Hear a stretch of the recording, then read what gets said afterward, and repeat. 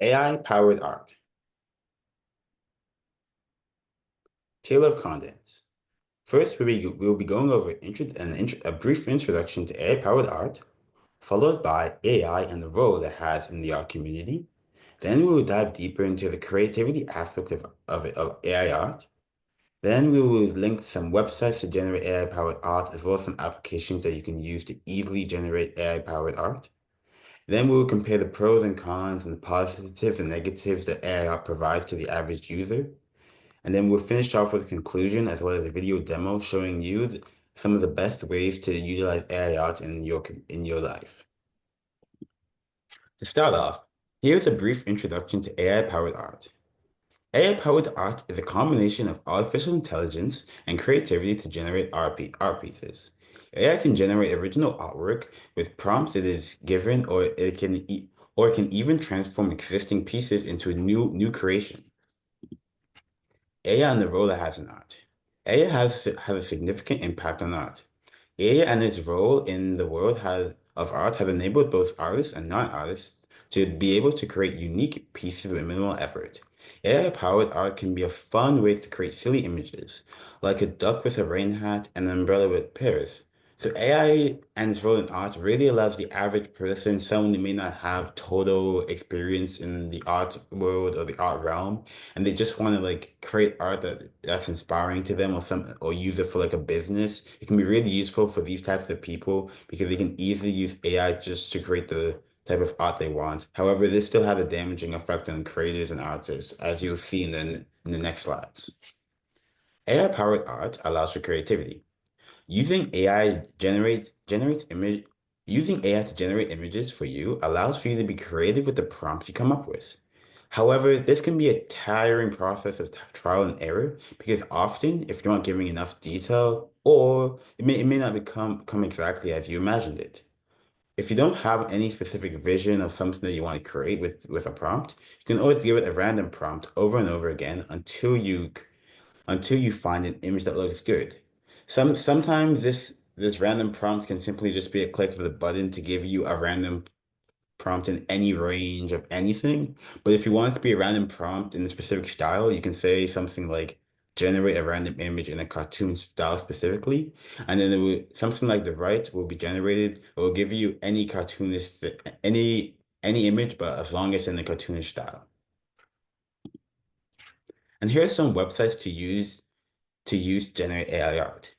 There's plenty of websites that generate AI-powered art, and here to name a few. DALL-E 2, OpenAI. Now, even though you may see the ChatGPT logo here, it largely differentiates from ChatGPT in the meaning that ChatGPT is usually meant for asking questions and like text-based responses. You can still ask ChatGPT to create images, but DALL-E 2, which is also powered by OpenAI, is meant for image creation. So it's able to understand your prompts on a deeper level, and it will give you and it will actually give you like a better image compared to just simply asking ChatGPT. There's also Gemini AI, Art Breeder, Deep Dream Generator, and Photo. Now starting for DALL-E 2, which is powered by OpenAI, not the same thing, not to be confused with ChatGPT. When you open DALL-E 2, create an account or log in to begin the process. Once you have logged in, you can start typing in prompts and try to be specific with your description to get the image generated more accurately to the vision you had in mind. With OpenAI, you have a limit of 3 free images. Now, the limit is mainly the biggest con about OpenAI because compared to many of its competitors, which tend to offer free access over and over again repeatedly, OpenAI seems to be very strict on image creation, and I think it's because it uses a lot of power for them since the AI is actually the most advanced compared to uh, other AI softwares that create art online. Gemini. When you open Gemini, you will log in or create an account, and then you can begin typing out your prompts. You should give the prompts and describe the type of style that the art will be in, what the image itself will be, and the background location or color. The good thing about Gemini is that you have an unlimited amount of attempts of artwork prompts you can make. And also, I'm really sure this one wasn't included. You can also use Microsoft, I forget what it is, but it's like it's with Microsoft. I think I went over it on one of my other meetings, and yeah, Microsoft Copilot. It's just like Gemini, and it basically works the same. The only difference is that Gemini is with Google, and Copilot is with Microsoft. Art Reader. When you open up Art Reader, you must sign up, and then you will be directed to certain categories on the style of art you want. On the right, I chose the style of the art and wrote in a prompt about pirates. You will also have the options to combine two different images to create something new. Deep Dream Generator. When you first open the web page, you get a chance to try before registering. You can put in a prompt and add some other details about the particulars you want to be added to the image. Folder. When you visit Folder and you should sign up and when you should sign up or log in, then you can choose a tool you would prefer to use. You can upload a photo you would want to edit, or you can enter a text prompt. You can customize using filters and effects along with other AI tools.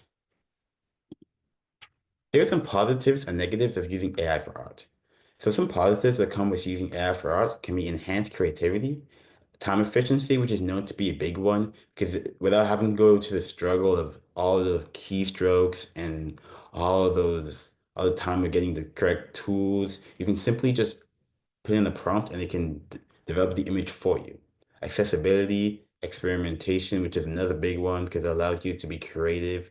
Because as an artist, you're really restricted to what you can draw because drawing one thing normally takes a lot of time, and then moving to the other one would take even more time. But simply with like OpenAI and all the other sorts of AI meant for art, you can just experiment with a variety of different factors and prompts, which is a really niche thing that AI art provides for artists or non-artists, just for its users in general.